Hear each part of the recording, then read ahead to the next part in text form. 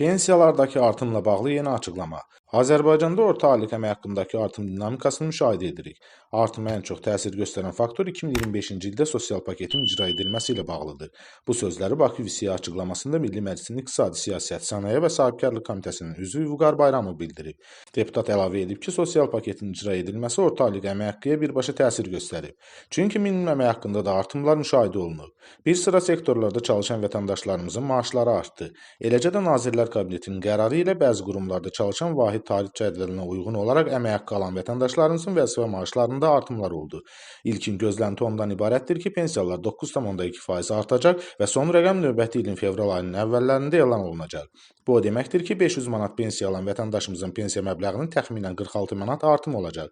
Tam dəqiq rəqəm növbəti ilin əvvəlində elan olunacaq. Hər bir vətəndaş öz pensiyasını hesablamaq imkanına malikdir. Pensiya artımları əmək pensiyası alan bütün vətəndaşlarımıza şamil olunacaq. Həm yaşa görə əmək pensiyası, həm əlilliyə görə əmək pensiyası, həm ailə başçısı itirməyə görə əmək pensiyası alan vətəndaşlarımızın pensiya məbləğində artımlar olacaq.